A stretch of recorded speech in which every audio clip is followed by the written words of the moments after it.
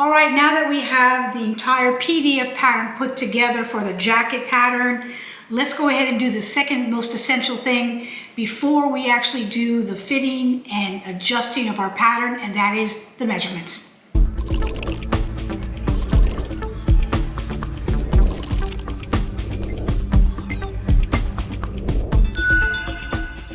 Okay guys, I just want to repeat the fact that these are my patterns and that all the patterns that I have developed work with my measurements and my measurement charts. So this particular peak lapel jacket pattern comes in sizes 2 to 14. You'll have to follow my chart because every design house has their own measurement chart. And with that being said, these are the things you're going to need in order to do the measurements on yourself. Remember also that these measurements are specifically for this pattern, but they could also work if you're measuring yourself for maybe some other patterns. You're going to need a tape measure. You're going to need form-fitting clothing, maybe a leggings or jeggings on the bottom, and a bra that you normally would wear if you're actually going to be wearing the jacket, and a form-fitting t-shirt. Possibly elastic with a safety pin at the end, a pen or a pencil, and something to write with. Let's get started. Okay, I'm going to start in an unconventional part. I'm going to start with the crucial waist measurement. But before we do that, there are two ways you can get that. The first one is that you will instinctively find your waist if I tell you, put your hands on your waist. It happens all the time. So when I tell you, just without thinking, put your hands on the waist, you will actually get your waistline if you want. If you're having trouble finding your waist, or that you want something to actually mark it throughout the process, then get a piece of elastic, a thin piece of elastic, put it around your waist, and go ahead and put the safety pin up and down, just like you would be putting elastic into your waist band. And adhere that. And then you will always have where your natural waist is with that marking with the elastic.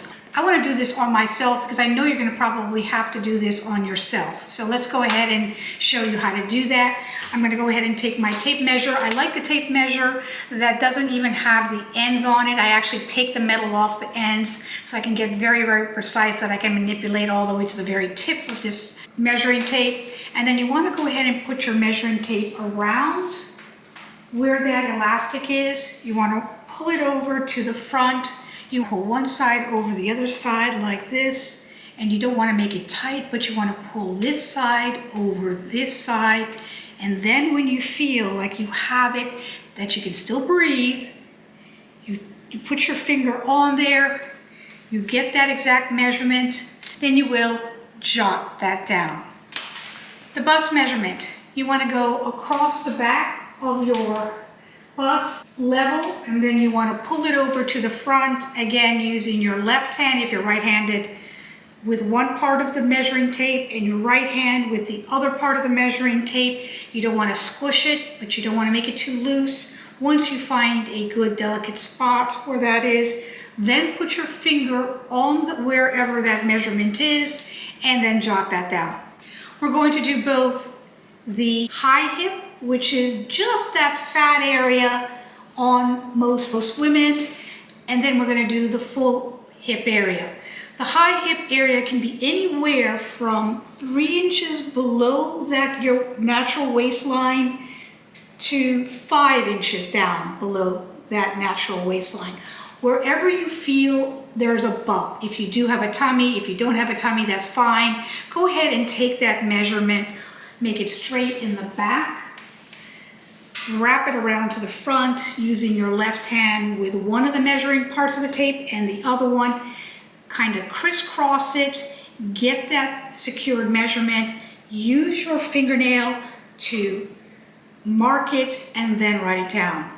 The full hip, guys, is anywhere where you're carrying most of your fat, where the biggest part of your butt is, if you have what's called saddlebags, if you have a very, very protruding bottom of your hip, wherever that is. So that could be anywhere from 6 7 to actually even 9 inches down below your natural waistline. Once you find where that thickest part is, you want to make sure you wrap it around your butt like this, and you go ahead and take that measurement using your left hand holding one part of the tape and your right hand crisscrossing that so that you can get that measurement, and then mark it with your fingernail, jot it down.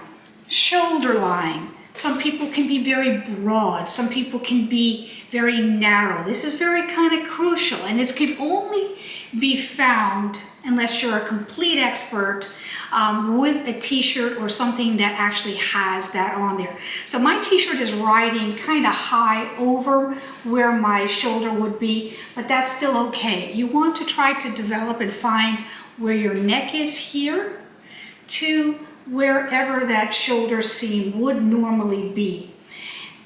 Tip, guys, it's usually no more than 5 inches. If you find that you are 6 or 7, then probably these sizes will not work for you, because those would be more lady sizes or missy sizes, that this pattern is not for you at this particular time, but will be in the future.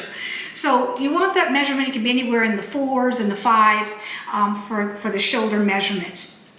Okay. Now this is kind of crucial, and there's 2 ways you can do it, but because of the pattern, and we're going to use the pattern, we're going to do what's called a high point shoulder to waist line. That's a professional term, guys. Pull your hair back, and you want to get the high point of your shoulder where your seam would connect, and then you want to carry that over to the front of your bust, all the way down to your natural waist. Whatever that measurement is, as you're standing tall, don't look down, don't look up.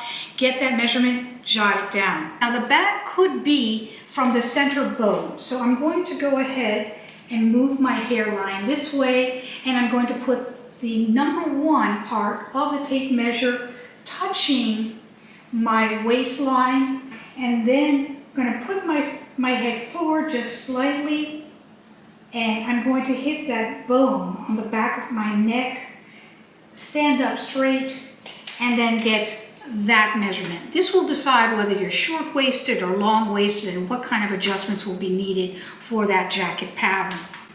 Okay, this jacket has not the largest width on the sleeve. It's a very kind of couture or custom type of jacket. So if you are very, very thick in the arms, you might have to make some other adjustments. So it's important to get things like the bicep, which would be the fullest part from the elbow. You want this on your right arm, guys, if you're right-handed. From the elbow to the shoulder bone, you want to find the fullest part of your arm at that point. Wrap it around like this, and don't squish it. Put your fingernail where it needs to be to mark it, and then write down that measurement. All right, now you're going to need also the elbow. Let's say that you're very thick all the way down. You might want to get the elbow measurement, and I'm just going to go ahead and do the same thing around where my elbow would be. But when I do it, I'm actually going to bend my elbow so that it is a little bit larger, and I get that measurement. Okay, write that down. You want to do the same thing for your wrist. This will also determine whether you have a small boned or large bone body structure. Once you get that, write it down. Now, sleeve length. I'm going to do it on my left arm because it's just going to be a little bit easier to show you. But what you want to do is take the 1 of the tape measure, put it where the actual sleeve intersection of your shoulder and your sleeve would be coming in. You want to push the measuring tape behind, let's go ahead, behind your elbow like this. Wrap it around your elbow, and your elbow with the actual measuring tape. Go ahead and peek to see where that is on where your bone would be, and in mine it's like 22, and put your fingernail there. It might be a little bit less, and then write that down. Crucial measurement. One more. This might be a little hard to do on yourself, but some people might be very broad in the back or very narrow in the back. So what you're going to have to do is usually about 4 inches below the bony part of your neck here. You want to go ahead and get width around the back of your, from seam to seam only, if you can see that. And then go ahead and jot that measurement.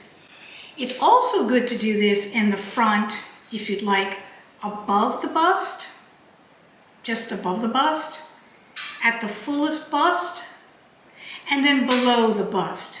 Why is that? If we have to do a bust enlargement, there I need to know exactly how to manipulate around the bust. Let's say you are full busted, but quite narrow everywhere else. That's an essential measurement if you have those body figures. Otherwise, the basic around the bust will be sufficient. All right, guys, so those are the measurements that are essential for adjusting this pattern properly. So this pattern is available on my website in 3 different formats. You can get it both. You can get it first in the one piece, which is the 24-inch wide by 96-inch long. All in one pattern that you have to print at a print shop. Otherwise, you've got the PDF downloadable letter size and A4 size that I have right here. If you want more help on how to adjust this pattern properly, stay tuned. During the City Mattress President's Sale, save up to $1,100 on adjustable mattress sets. Yeah, the lights look good. 60 months. Come here. Put sleep Want to see? back into your life. Come here. At City Mattress.